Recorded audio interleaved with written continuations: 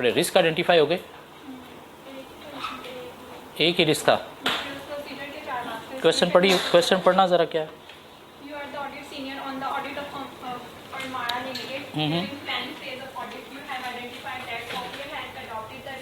चलो बस रुक जाए, पता चल गया मुझे कौन सा क्वेश्चन है, अभी डिस्कस करते हैं। Lecture number 43।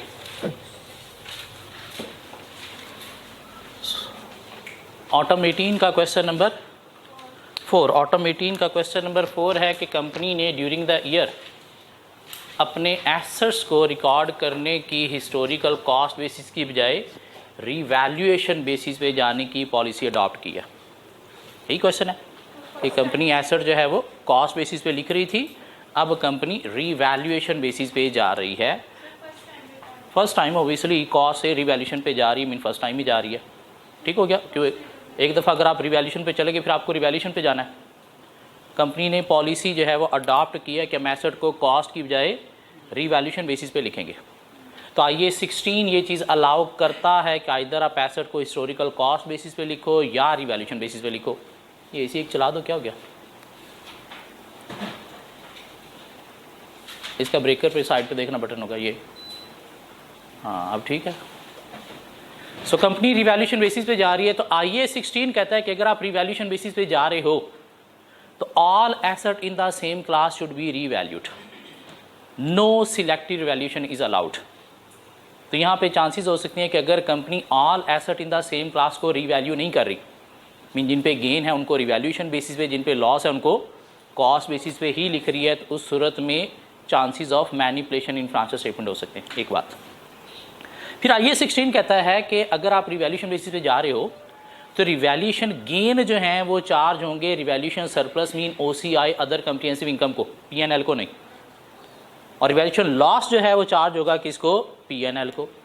तो चांसेस हैं कि अगर कंपनी जो है वो गेन टू ओसीआई और लॉसेस टू पीएनएल चार्ज नहीं कर रही, मीन लॉसेस भी ओसीआई को या गेन पीएनएल को चार्ज कर रही है, तो उस सूरत में financial statement could be manipulated. फिर आईए 16 कहता है कि अगर आप रीवैल्यूएशन बेसिस पे जा रहे हो तो एसेट को डेप्रिशिएट आप फिर भी करोगे। ये नहीं कि वैल्यू आपको हुई है तो आपको जी डेप्रिशिएशन करने की जरूरत नहीं है, डेप्रिशिएशन फिर भी करोगे, over the revalued amount charge करोगे। और अगर कंपनी डेप्रिशिएशन रिकॉर्ड नहीं कर रही, क्यों, कुछ मैनेजमेंट की ये मंतक होती है कि चूंकि एसेट की रिवैल्यूएशन से रिवैल्यूएशन गेन आया, मीन एसेट की वैल्यू बढ़ी है, तो हमें डेप्रिसिएशन तो डाउन करनी है, तो वो फिर करने की ज़रूरत नहीं है। नहीं, ये मंतक आईए 16 नहीं मानता। वो कहता है कि अगर आप रिवैल्यूएशन पे जा रहे हो तो एसेट फिर भी डेप्रिशिएट होगा, बल्कि over the revalued amount depreciate होगा, प्रीवियस अमाउंट पे नहीं। और अगर कंपनी रीवैल्यूड अमाउंट पे डेप्रिशिएट नहीं कर रही तो उस सूरत में भी क्या हो सकता है, asset profit could be overstated, expenses understated. अब ये तीन बातें करेंगे, तीन रिस्क हो गए। ठीक हो गया, वो भी लिखने लगे। अभी हम प्रोसीजर भी लिखने लगे, अभी लिखने लगे वो भी। अभी तीन रिस्क लिख लिए। अब इसको हमने वेरीफाई करना है, तो कैसे वेरीफाई करना है, प्रोसीजर को छोड़ के अपना थोड़ा सा दिमाग खोलो कि अगर हमने वेरीफाई करना है कि all asset in the same class revalue हुए हैं या नहीं हुए, कैसे चेक करोगे। रिकॉर्ड्स को इंस्पेक्ट करोगे जाके या रिव्यू करोगे रिकॉर्ड को, to ensure that all asset has been revalued.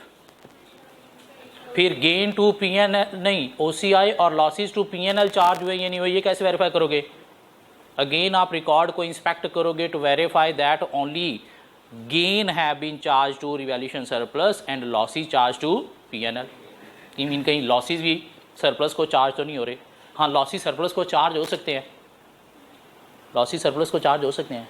उस सूरत में अगर इसी एसेट से रिलेटेड कोई प्रीवियस सरप्लस का ओपनिंग बैलेंस था तो उसके बिना नहीं, क्या ख्याल है। तो हो सकता है इस कंडीशन के बिना ही लॉसेस भी सरप्लस को चार्ज हो रहे हो, तो ये भी आप इंस्पेक्ट करके देखोगे। फिर आप क्या करोगे, डेप्रिसिएशन वाकई ही चार्ज किया over the revalued amount charge किए, ये कैसे चेक करोगे। इसके लिए हम एक प्रोसीजर परफॉर्म करते होते हैं रीकैलकुलेशन के। हम रीकैलकुलेट करेंगे depreciation using the rate and method. ये क्या रेट है, क्या मेथड है, उसके अकॉर्डिंगली हम देखेंगे रिवैल्यूड अमाउंट कितनी है, उसके अकॉर्डिंगली हम क्या करेंगे, डेप्रिसिएशन रीकैलकुलेट करेंगे और फिर कंपेयर करेंगे कंपनी मैनेजमेंट की कैलकुलेशन के साथ टू इंश्योर एक्यूरेसी। मीन क्या करेंगे, recalculate depreciation using the rate and policy.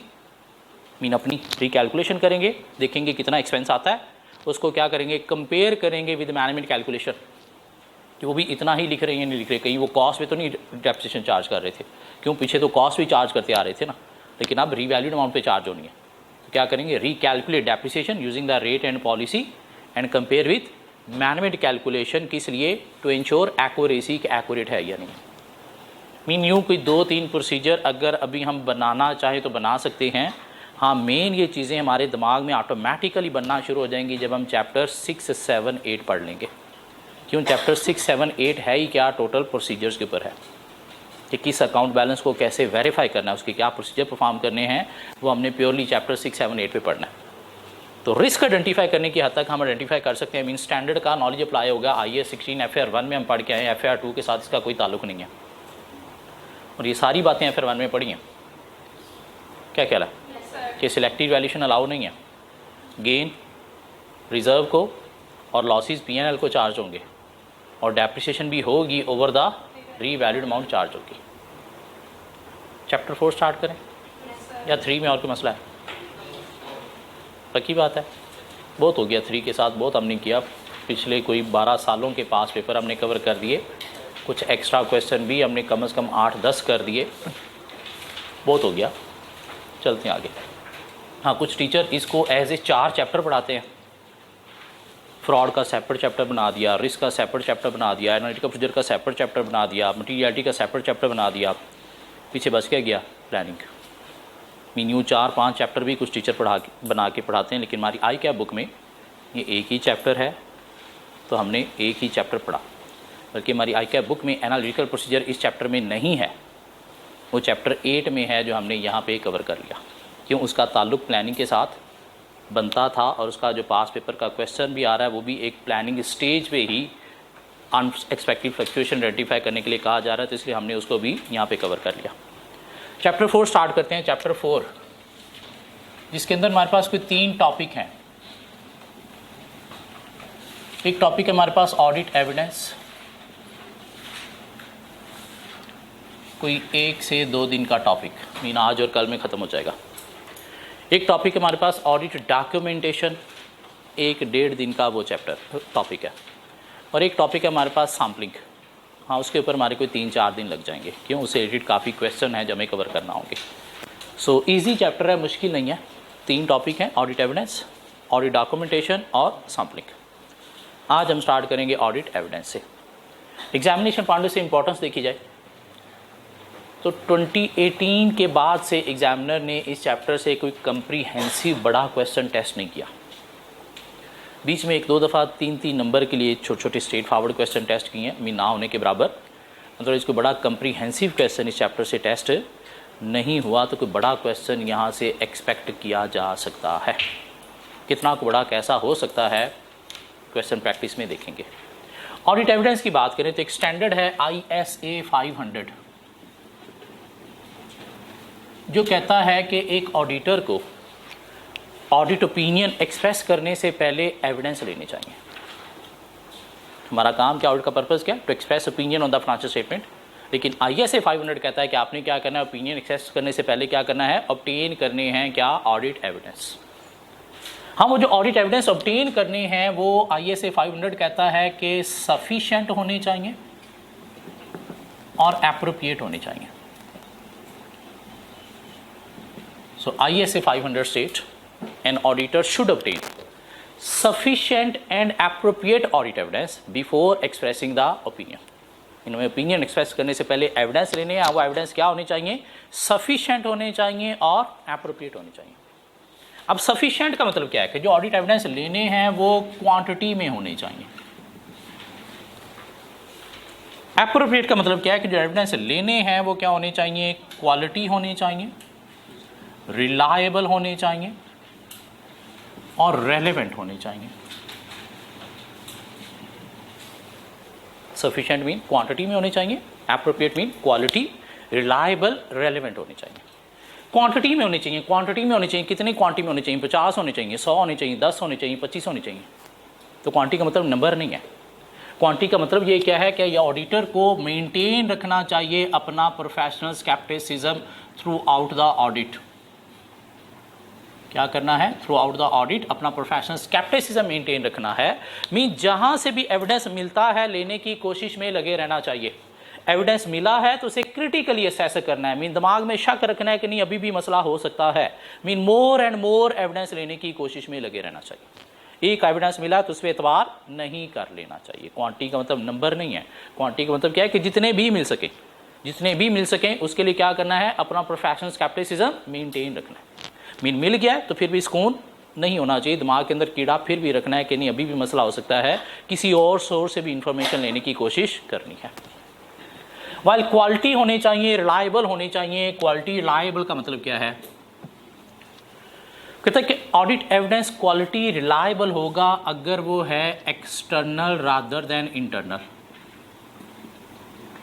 Mean company के अंदर से अगर कोई एविडेंस मिल रहा है तो वो उतना क्वालिटी रिलायबल नहीं होगा जितना एक्सटर्नल किसी थर्ड पार्टी से मिल रहा है। डेटर का हमने कंपनी के रिकॉर्ड से नहीं, मैनेजमेंट से पूछ के नहीं, डेटर से कंफर्मेशन करनी है।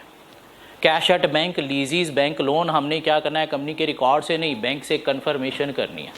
क्रेडिटर्स कितना बैलेंस बनता है, कंपनी के रिकॉर्ड से नहीं, हमने क्रेडिटर से कंफर्मेशन करनी है, भाई तूने कितने पैसे कंपनी से लेने हैं। क्यों, वो एक्सटर्नल क्या है, ज़्यादा क्वालिटी रिलायबल है दैन इंटरनल। इंटरनल वो कहता है रिलायबल हो सकता है if internal control system is strong.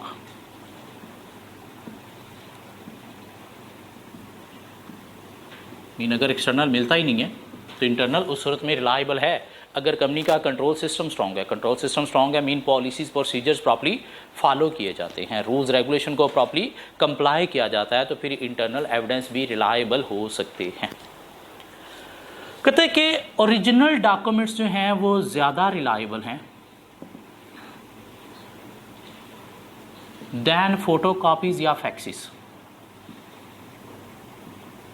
Photo copy अगर किसी डॉक्यूमेंट की मिल रही है तो उतनी रिलायबल नहीं है जितना ओरिजिनल डॉक्यूमेंट ज़्यादा रिलायबल है। तो आपने क्या करना है, क्लाइंट से ने कोई फ़ोटो कापी किसी डॉक्यूमेंट की दी है, लाइक कोई लोन एग्रीमेंट की फ़ोटो कापी दी है, तो आपने फ़ोटो कापी नहीं, उसे कहना है ओरिजिनल आके दे।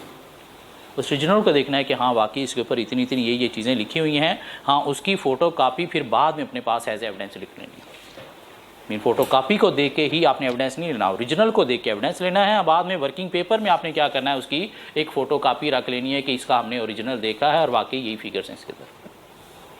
फिर कहते हैं डॉक्यूमेंट्री एविडेंस जो है वो रिलायबल है देन ओरल। मीन मैनेजमेंट से हमने किसी चीज़ की इंक्वायरी की, इन्फॉर्मेशन ली, उसने कहा जी हाँ ऐसे है, हम क्या करेंगे, एक पेज पे लिख के उनके साइन करवा लेंगे कि आपने ये हमारे साथ बात की है। क्यों, वो डॉक्यूमेंट्री ज़्यादा रिलायबल है दैन ऑरल। क्यों, वो ऑरल के ऊपर मैनेजमेंट कल को मुकर भी सकती है कि हमने ऐसी बात ही नहीं की। इसलिए क्या होनी चाहिए, documentary mean written form evidence होनी चाहिए rather than oral. So quality reliable audit evidence कौन से हैं, external rather than internal. Internal reliable हैं if control system is strong, original documents more reliable हैं than photo copies and faxes. Documentary evidence mean written evidence more reliable है than oral evidence. और फिर वो कहता है जी ऑडिटर जनरेटेड एविडेंस जो है वो मोर रिलायबल है। ऑडिटर जनरेटेड का मतलब क्या है कि आपको खुद से प्रोसीजर परफॉर्म करके एक चीज़ को वेरीफाई करना है, और वो जो आपने वेरीफाई किया और उसको लिख लिया कि मैंने क्या चेकिंग की, क्या रिजल्ट्स निकले, वो ज़्यादा क्वालिटी रिलायबल है then obtaining evidence from someone else work. कि इंटरनल ऑडिटर भी कंपनी के अंदर इंटरनल कंट्रोल सिस्टम को चेक करने के लिए टेस्ट ऑफ कंट्रोल परफॉर्म करता है, हम उसके डॉक्यूमेंट्स भी एज ए एविडेंस ले सकते हैं, लेकिन वो उतना रिलायबल नहीं है जितना ऑडिटर खुद से टेस्ट ऑफ कंट्रोल परफॉर्म करके एविडेंस लेगा। इसलिए ऑडिटर जनरेटेड एविडेंस जो है वो क्या है, मोर रिलायबल हैं than obtaining evidence from someone else work.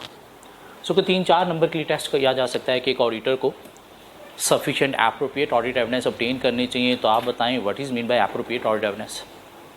तो एप्रोप्रिएट का मतलब क्या है, quality reliable relevant. Quality reliability का मतलब क्या है ये एक्सप्लेन करें। मीन कौन से एविडेंस हैं वो ज़्यादा क्वालिटी के रिलायबल होते हैं और कौन से लेस क्वालिटी लेस रिलायबल होते हैं। तो 3-4 बातें हम कर सकते हैं, ठीक हो गया। रेलेवेंट का मतलब क्या अभी थोड़ी देर में देखेंगे। कहते हैं कि हमें क्या करना है, ऑब्टेन करने हैं sufficient appropriate audit evidence before expressing the opinion. Mean quantity भी होनी चाहिए और क्वालिटी रिलायबल भी होनी चाहिए। अब कहते हैं ये जो सफिशिएंसी और एप्रोप्रिएटनेस है ये कुछ फैक्टर्स पे भी डिपेंड करती है। Factors determining sufficiency and appropriateness, mean कितनी सफिशेंसी हमें चाहिए, कितनी एप्रोप्रिएटनेस हमें चाहिए, ये कुछ फैक्टर्स पे भी डिपेंड करता है। मीन समटाइम एक दो फैक्टर्स भी काम कर जाएंगे, एविडेंस काम कर जाएंगे, मीन क्वांटिटी कम भी काम कर जाएगी। नहीं, समटाइम हमें एक दो नहीं 8-10 जो है एविडेंस लेना पड़ेंगे, मीन ज़्यादा क्वांटिटी लेना पड़ेगी। ये किन फैक्टर्स पे डिपेंड करता है वो डिस्कस करने जा रहे हैं। कहते हैं जी फैक्टर्स क्या हैं, डिपेंड करता है रिस्क ऑफ मटीरियल मिसस्टेटमेंट पे। अगर कंपनी के अंदर रिस्क ऑफ मटीरियल मिसस्टेटमेंट का चांस हाई है तो हमें ज़्यादा एविडेंस चाहिए, कम चाहिए? तो हमें सफिशेंसी एप्रोप्रिएटनेस क्या चाहिए, ज़्यादा चाहिए। नहीं, रिस्क ऑफ मटीरियल मिसस्टेटमेंट का चांस लो है तो कम सफिशेंसी, कम एप्रोप्रिएटनेस पे भी गुजारा चल सकता है, मीन इंटरनल पे भी गुजारा चल सकता है, ज़रूरी नहीं एक्सटर्नल ही लेने।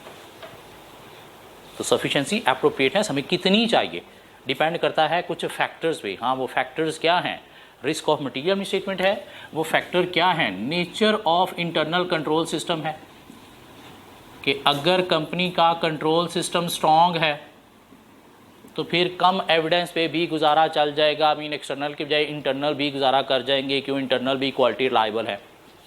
लेकिन अगर इंटरनल कंट्रोल सिस्टम ही वीक है तो फिर हमें सफिशेंसी एप्रोप्रिएटनेस ज़्यादा चाहिए। फिर इंटरनल तो बिल्कुल भी हमने मुंह नहीं लगाने, हमें क्या चाहिए? सिर्फ और सिर्फ एक्सटर्नल एविडेंस चाहिए, हमें डॉक्यूमेंट्री एविडेंस चाहिए, हमें रिटर्न फॉर्म में चाहिए, मीन ओरिजिनल डॉक्यूमेंट्स चाहिए। फ़ोटो कापीज फैक्सिस पे हम बिल्कुल भी एतबार नहीं करेंगे। डिपेंड करता है मटीरियलिटी ऑफ द मैटर, कि वो मैटर, वो अकाउंट बैलेंस जिससे रिलेटेड हम एविडेंस ऑब्टेन करने जा रहे हैं, अगर वो financial statement point of view से मटीरियल है, मीन बड़ी अमाउंट है, एविडेंस हमें ज़्यादा चाहिए, कम चाहिए? मीन ज़्यादा सफिशेंसी, ज़्यादा एप्रोप्रिएटनेस चाहिए। हाँ, अगर इमटीरियल अमाउंट है, मीन 500 अकाउंट बैलेंस है, तो उसे एक दो एविडेंस भी गुजारा कर जाएंगे, इतनी ज़्यादा डिटेल वेरिफिकेशन की ज़रूरत नहीं है, बस एक दो से पता चला लेंगे कि ठीक है या नहीं। मीन वहाँ पे सफिशेंसी एप्रोप्रिएटनेस क्या चाहिए, कम चाहिए। डिपेंड करता है previous knowledge of the auditor पे भी,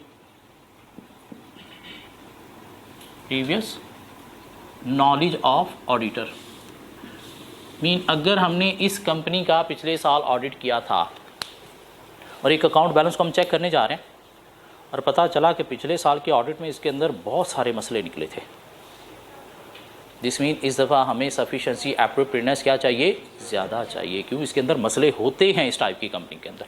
क्या कहला है? नहीं, एक अकाउंट बैलेंस हम चेक करने जा रहे हैं, लाइक एक सर्विस ऑर्गेनाइजेशन है जो सर्विस देती है, प्रोडक्शन कंपनी नहीं है, तो उसके अंदर इन्वेंट्री क्या कोई बहुत हाई रिस्क एरिया होता है? नहीं, हमारा नॉलेज ये कहता है कि सर्विसेज ऑर्गेनाइजेशन के अंदर इन्वेंट्री के अंदर इतने मसले नहीं होते, तो यहाँ पे क्या कम सफिशेंसी, कम एप्रोप्रिएटनेस पे भी हम गुजारा कर सकते हैं। क्या कहला? फिर कहता है ये डिपेंड करता है सोर्स ऑफ इंफॉर्मेशन पे भी, कि हमें जो इंफॉर्मेशन मीन एविडेंस मिल रहा है वो किस सोर्स से मिल रहा है। अगर तो एक्सटर्नल सोर्स से मिल रहा है तो एक एविडेंस भी काफ़ी है, लेकिन अगर सोर्स ऑफ इंफॉर्मेशन इंटरनल है तो फिर क्या एक आध काफ़ी है? नहीं, फिर हमें बहुत ज़्यादा लेने हैं। मीन मैनेजमेंट से भी एविडेंस लेना है, अकाउंट फाइनेंस डिपार्टमेंट के लोगों से भी लेना है, इंटरनल ऑडिटर से भी लेना है, किसी और एम्प्लॉय से कोई इन्फॉर्मेशन मिलती है तो उससे भी लेना है। मीन फिर जितने भी मिले उतने ही कम है। क्यों? सोर्स क्या है, रिलायबल नहीं है। अगर एक्सटर्नल सोर्स है तो ज़्यादा रिलायबल एक एविडेंस भी गुजारा कर जाएगा, लेकिन अगर इंटरनल सोर्सेज है तो रिलायबल नहीं है। फिर हमें सफिशेंसी मीन क्वांटिटी क्या चाहिए, ज़्यादा चाहिए।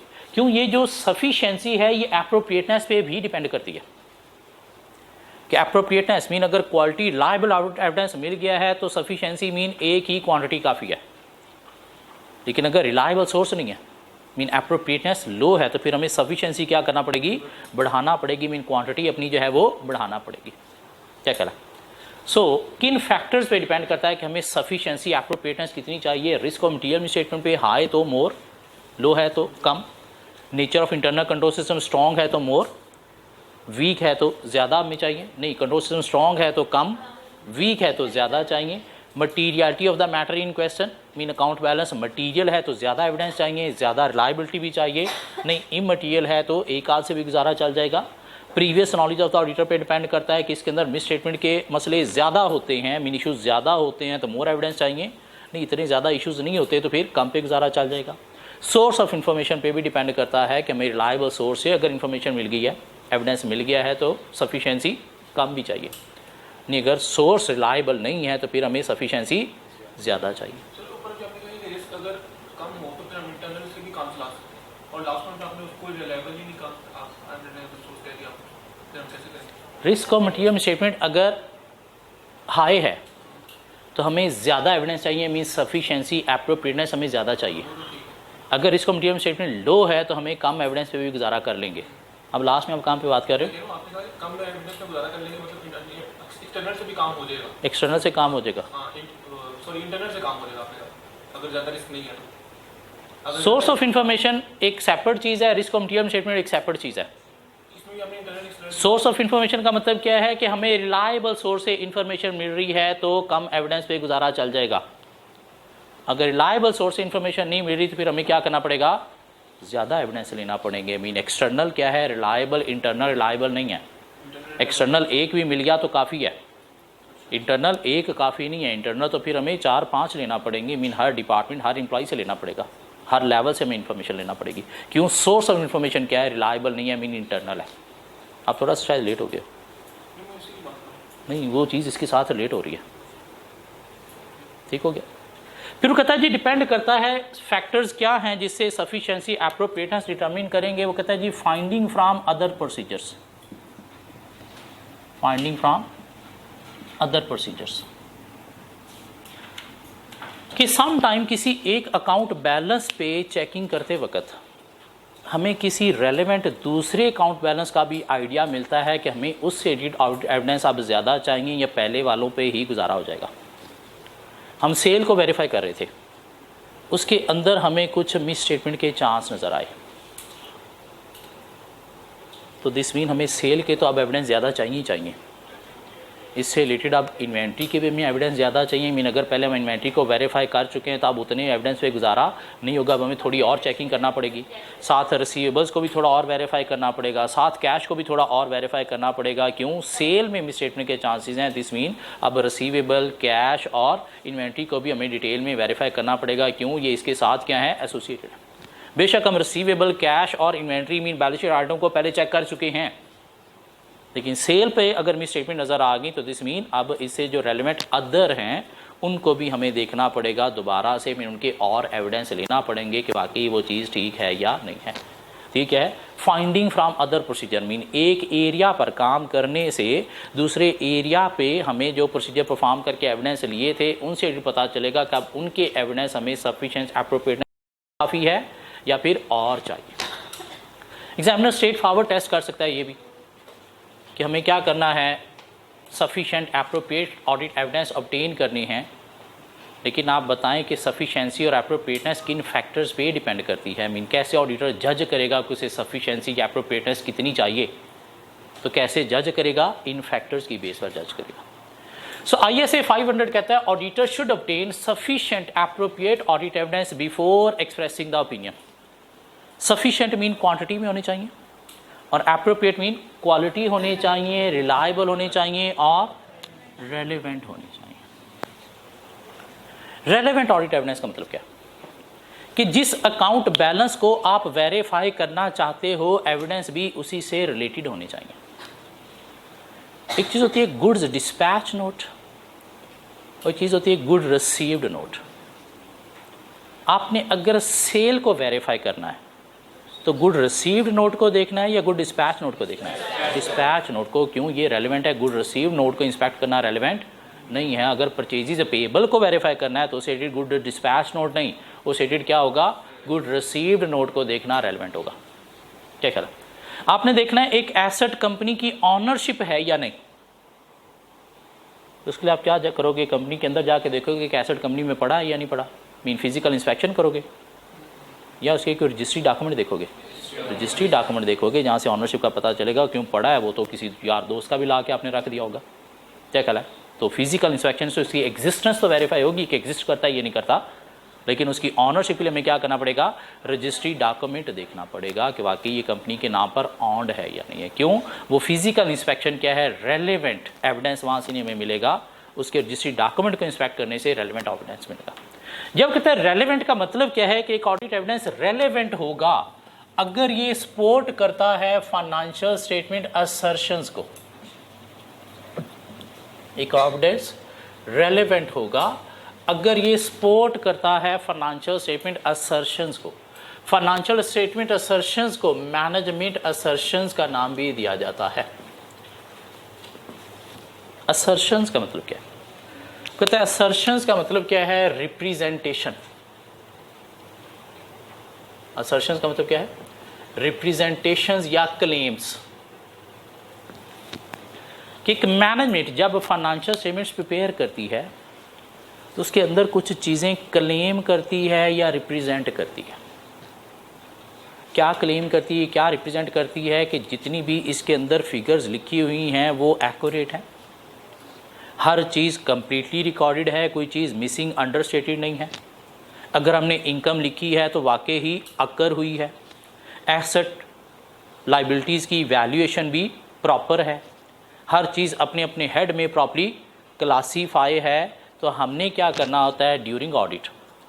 इन क्लेम्स, इन रिप्रेजेंटेशन, इन असर्शंस को वेरीफाई करना है। कब वेरीफाई करना है? जब हम सब्सटेंटिव प्रोसीजर परफॉर्म कर रहे होते हैं। सब्सटेंटिव प्रोसीजर परफॉर्म करने का मेन मकसद ही क्या है? To verify financial statement assertions. हाँ, अगर वो असर्शंस वेरीफाई हो गई तो हमें relevant mean appropriate audit evidence मिल गए। हाँ, अगर फाइनेंशियल स्टेटमेंट असर्शंस वेरीफाई नहीं हुई दिस मीन हमें रेलेवेंट एप्रोप्रिएट ऑडिट एविडेंस नहीं मिले। अब वो फाइनेंशियल स्टेटमेंट असर्शंस क्या हैं उनका हमें नॉलेज लेना है। फाइनेंशियल स्टेटमेंट असर्शंस की अगर हम बात करें तो कहता है जी कुछ असर्शंस जो हैं वो सिर्फ और सिर्फ इनकम स्टेटमेंट से रिलेटेड हैं, कुछ असर्शंस सिर्फ और सिर्फ बैलेंस शीट आइटम को वेरीफाई करने से रिलेटेड हैं, और कुछ असर्शंस हैं प्रेजेंटेशन एंड डिस्क्लोजर को वेरीफाई करने से रिलेटेड। अब हमने जब इनकम स्टेटमेंट आइटम का ऑडिट करना है तो हमने क्या करना है? इनकम स्टेटमेंट आइटम की कुछ 6 असर्शंस हैं वो वेरीफाई करनी है। क्या वो असर्शंस हैं? उनको लर्न करने के लिए एक निमोनिक्स हम बनाएंगे OCCCA। O stands for occurrence, C stands for completeness, C stands for classification,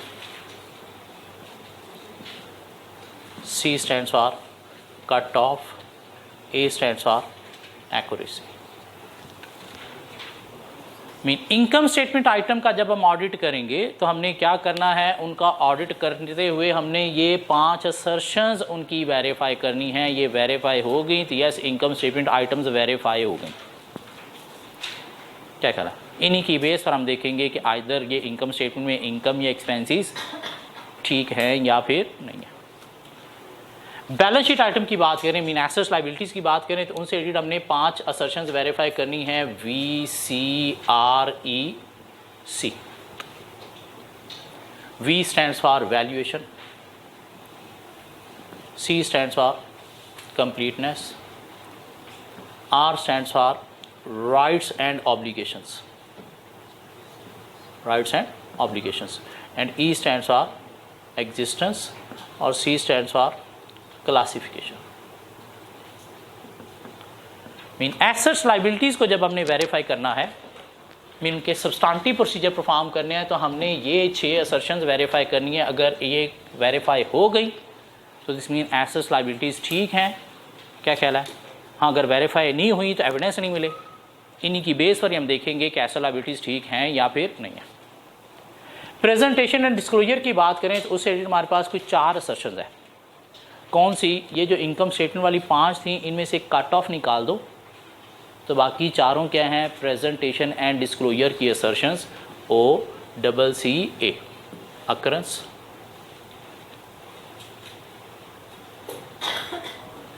completeness, classification and accuracy. अब हमें क्या करना है? इन असर्शंस का कोई एक एक लाइन में मतलब बताना आना चाहिए कि इनका मतलब क्या। इनकम स्टेटमेंट में हमने क्या करना है? ये 5 असर्शंस को वेरीफाई करना है। इनकम स्टेटमेंट में क्या होता है? इनकम और एक्सपेंसेस। क्या कहला?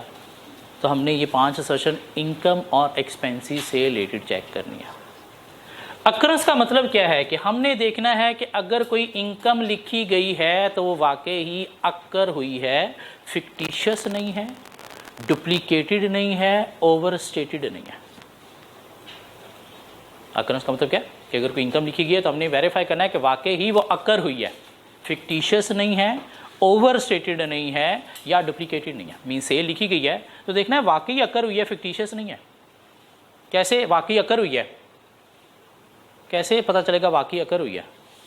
इसके पीछे देखेंगे क्या लेजर्स के अंदर इतनी अमाउंट है, उसके पीछे क्या जनरल एंट्री इतनी अमाउंट की है, उसके पीछे क्या कोई सेल इनवॉइस डॉक्यूमेंट भी इतनी अमाउंट का है, क्या इतनी अमाउंट की कोई गुड्स भी डिस्पैच हुई है, गुड डिस्पैच नोट भी है, क्या पीछे कोई कस्टमर की तरफ से इतनी अमाउंट का ऑर्डर भी था। अगर ये पीछे सारे डॉक्यूमेंट मिल गए दिस मीन ये सेल वाकई ही अक्कर हुई है, फिक्टिशियस नहीं है, ओवरस्टेटेड नहीं है। हाँ पीछे डॉक्यूमेंट्स नहीं मिले दिस मीन ये सेल अक्कर नहीं हुई, मीन क्या है, फिक्टिशियस है। मीन इनकम अगर कोई लिखी गया तो वाकई ही अक्कर हुई है या नहीं हुई। उस तरह से कोई एक्सपेंस लिखा गया तो भी देखना है वाकई ही ये अक्कर हुआ या नहीं हुआ, किसके लिए, बिजनेस पर्पज़ के लिए। क्या कहला तो पेट्रोल एक्सपेंस लिखा गया बड़ी हैवी अमाउंट का, तो इसलिए बिजनेस पर्पज़ के लिए तो बिजनेस में होना चाहिए। अगर आप खुद अपनी फैमिली को किसी टूर पे लेके गए हो तो फिर बिजनेस पर्पज़ के लिए एक्सपेंस नहीं है। तो उसके पीछे डॉक्यूमेंट्स देखेंगे क्या क्या डॉक्यूमेंट्स हैं, उसके अंदर नेचर पर्पज़ भी लिखा होगा कि ये पेट्रोल अगर गाड़ी गई है तो कहाँ पे गई है, क्या बिज़नेस की कोई चीज़ लानी थी जिसके लिए गाड़ी यूज़ हुई है, तो देखेंगे वाकई बिज़नेस पर्पज़ के लिए अक्कर हुआ है या नहीं हुआ। यानी एक चीज़ लिखी गई है तो देखना है कि अक्कर हुई है या नहीं, कहीं फिक्टिशियस, डुप्लीकेटेड या ओवरस्टेटेड तो नहीं है। कंप्लीटनेस का मतलब क्या है कि एक चीज़ फाइनेंशियल स्टेटमेंट्स के अंदर लिखी गई है तो हमने देखना है कि ये कंप्लीटली रिकॉर्डेड है, यानी कहीं मिसिंग, अंडरस्टेटेड तो नहीं है। और ये मेनली क्या होंगे, परचेजेस या एक्सपेंडिचर। इतना बनता है उतना ही लिखा गया, यानी लिखा गया, कहीं मिसिंग, अंडरस्टेटेड तो नहीं है। इसके लिए भी क्या करेंगे, डॉक्यूमेंट्स को इंस्पेक्ट करेंगे। क्लासिफिकेशन का मतलब क्या है कि अगर कोई फिगर, कोई अमाउंट किसी हेड में लिखी गई है तो वो अपने हेड में ही क्लासीफाई है या नहीं, कहीं ऐसे तो नहीं मैडम ने अपने खर्चे, एडमिनिस्ट्रेशन के खर्चे मिस क्लासीफाई करते हुए कॉस्ट ऑफ गुड सेल को mean as a direct expense charge कर दिए। क्या कहला कि अकाउंट बैलेंसेस या फिगर्स अपने अकाउंट हेड में प्रॉपर्ली क्लासीफाइड हैं, यानी mean there is no misclassification. Misclassification किस चीज़ की हो सकती है, रेवेन्यू कैपिटल एक्सपेंडिचर की भी हो सकती है। कहीं ऐसा तो नहीं मैडम ने जो है वो कोई रेवेन्यू एक्सपेंडिचर मिस क्लासीफाई कर दिया एज ए कैपिटल।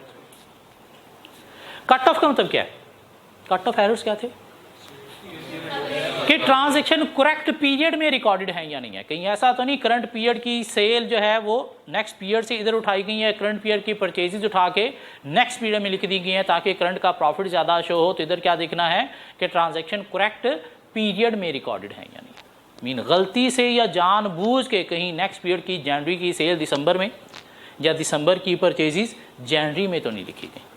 हाँ वो कैसे वेरीफाई करेंगे, चैप्टर 6 में जाके पढ़ेंगे कि सेल परचेज का कट ऑफ हमने कैसे वेरीफाई करना है। एक्यूरेसी का मतलब क्या है कि हर फिगर करेक्टली रिकॉर्डेड है, यानी mean there is no arithmetic error, mean कोई कैलकुलेशन एरर नहीं होना चाहिए। हर चीज़ जो है वो क्या है, करेक्टली रिकॉर्डेड है या नहीं। उसके लिए हम क्या करेंगे, फिगर्स को रिकैलकुलेट करके देखा करेंगे कि जितनी बनती है उतनी रिकॉर्डेड है या नहीं, स्पेशली इंटरेस्ट, डेप्रिसिएशन। क्या कहला तो अक्रंस अक्कर हुई है, फिक्टिशियस नहीं है, कंप्लीटली रिकॉर्डेड है, मिसिंग, अंडरस्टेटेड नहीं है, अपने हेड में प्रॉपर्ली क्लासीफाई है, अपने करेक्ट पीरियड में रिकॉर्डेड है और there is no arithmetic error. Balance sheet mean assets, liability stated, हमने ये 5 असर्शंस वेरीफाई करनी है। वैल्यूएशन का मतलब क्या है कि देखना है कि एसेट प्रॉपर्ली वैल्यूड हैं या नहीं है, कहीं ओवर वैल्यू तो नहीं है। एसेट कैसे ओवर वैल्यू हो सकता है, अगर डेप्रिसिएशन चार्ज ना की जाए तो एसेट ओवर वैल्यू हो सकता है। तो देखना है डेप्रिसिएशन चार्ज है, अगर डेप्रिसिएशन एप्रोप्रिएटली चार्ज ना हो, एप्रोप्रिएटली मीन बनता था कितना 10% रेट, मैंने 5% रेट पे चार्ज किया। क्या कहा 5% मीन 20 साल चलेगा, 10% मीन 10 साल चलेगा, तो 10% जाए 5% पे अगर डेप्रिसिएशन चार्ज किया तो एप्रोप्रिएटली चार्ज नहीं, सूरत में एसेट क्या हो जाएगा, ओवर वैल्यू। देखना है bad debts premium properly recognise की गई नहीं की गई, अदरवाइज एसेट क्या है, ओवर वैल्यू। देखना है इन्वेंट्री को lower of cost and NRV पे रिकॉर्ड किया गया नहीं किया गया, जो अगर हायर अमाउंट पे रिकॉर्ड किया गया तो एसेट क्या है, ओवर वैल्यू, तो क्या देखना है कि एसेट प्रॉपर्ली वैल्यू है, यानी कहीं एसेट ओवर वैल्यू या लाइबिलिटीज़ अंडर वैल्यू तो नहीं है। लाइक वारंटी प्रीमियम बनती थी कितनी 1 लाख की, मैंने 10,000 लिखा हुआ है, सिर्फ एक सिफर ही मिटाया है, क्या कहना है, तो इसे क्या हो गया, अंडर वैल्यू। कंप्लीटनेस का मतलब क्या है कि हर चीज़ कंप्लीटली रिकॉर्डेड है, यानी कहीं कोई चीज़ मिसिंग अंडर स्टेटेड तो नहीं है, स्पेशली लाइबिलिटीज़। लीजेस लोन है तो सारे रिकॉर्डेड हैं, यानी कहीं कोई मिसिंग अंडर स्टेटेड तो नहीं है। राइट्स एंड ऑब्लिगेशन कि अगर एसेट लिखे गए हैं तो इनके rights and obligation mean ownership company के पास है, यानी इसलिए इसको ऑनरशिप का नाम भी दिया जाता है। कैसे वेरीफाई करेंगे, एसेट है तो उसकी इनवॉइस देखेंगे, इनवॉइस पे लिखा होगा आपने सारी पेमेंट कर दी है तो आपकी ऑनरशिप में है, और अगर लीज वाला है तो आपने फिर क्या करना है, आपकी ऑनरशिप में नहीं है तो साथ इसके कॉरस्पॉन्डिंग लाइबिलिटी भी होनी चाहिए। मोटर व्हीकल्स गाड़ियां हैं तो क्या करेंगे, रजिस्ट्री डॉक्यूमेंट देख लेंगे। लैंड बिल्डिंग है तो उनकी टाइटल डीड या रजिस्ट्री डॉक्यूमेंट देख लेंगे, जहां से पता चलेगा कि कंपनी की ऑनरशिप में ये हैं या नहीं है। क्या ख्याल है, एग्जिस्टेंस कि एसेट लिखा है तो कंपनी के अंदर वाकई ही एग्जिस्ट करता है या नहीं करता, कैसे चेक करेंगे, फिजिकली इंस्पेक्ट करेंगे कि वाकई पड़ा या नहीं पड़ा, और जिस वैल्यू का लिखा है उस वैल्यू का एग्जिस्ट करता है या नहीं करता ये भी देखेंगे। 5 लाख की मशीनरी लिखी हुई है तो जाके देखेंगे कहीं 50,000 वाली खटारा तो नहीं पड़ी, वाकई 5 लाख अमाउंट वाली पड़ी है या नहीं पड़ी। क्यों, सिर्फ एसेट नहीं, उसकी वैल्यू के अकॉर्डिंगली भी एग्जिस्टेंस देखनी है कि जितनी वैल्यू का लिखा है उतनी वैल्यू वाला एग्जिस्ट करता है या नहीं करता। BMW कार लिखी हुई है 10 करोड़ की तो जाके देखेंगे 10 करोड़ वाली नहीं होनी चाहिए। अगर वहाँ पे कोई 3 सीरीज़ पुरानी कुछ 40 साल पुरानी खड़ी हुई है तो वो तो शायद 10 लाख में कोई ना ले, तो आपने देखना है कि उस वैल्यू वाली एग्जिस्ट करती है नहीं करती। और क्लासिफिकेशन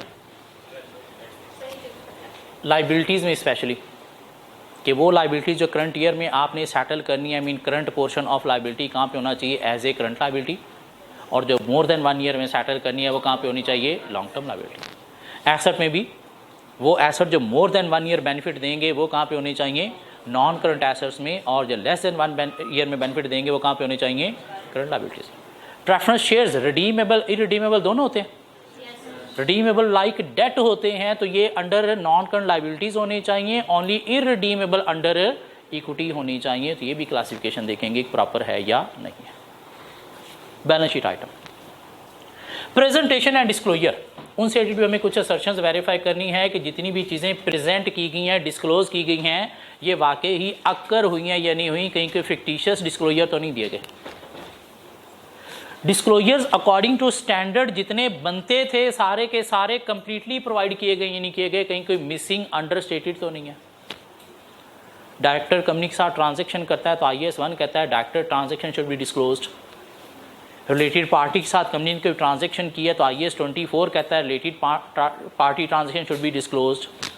कंपनी ने अपनी कोई पॉलिसी या एस्टीमेट चेंज किया है तो IAS 8 कहता है कि इसका डिस्क्लोजर आना चाहिए।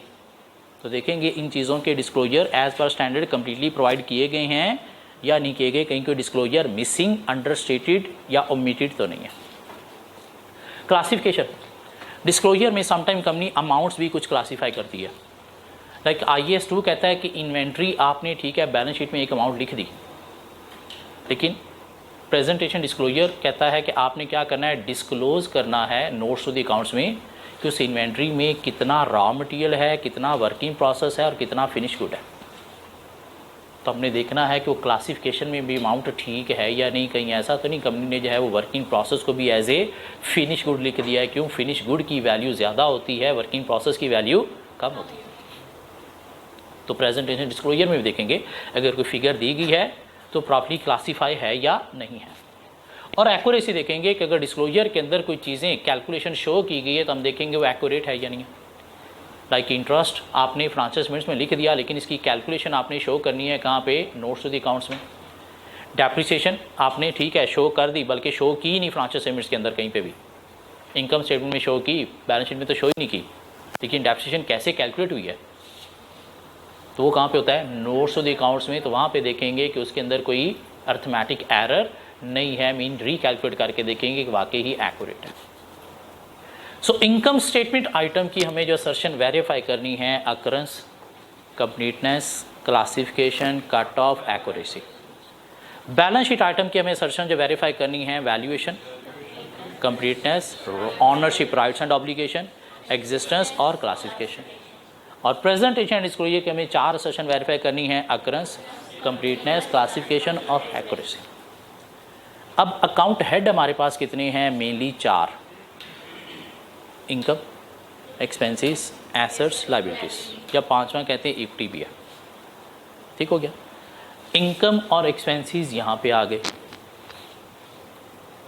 एसेट्स, लायबिलिटीज़, इक्विटी यहाँ पे आ गई। ये किस चीज़ से रिलेटेड है? इन्हीं से रिलेटेड।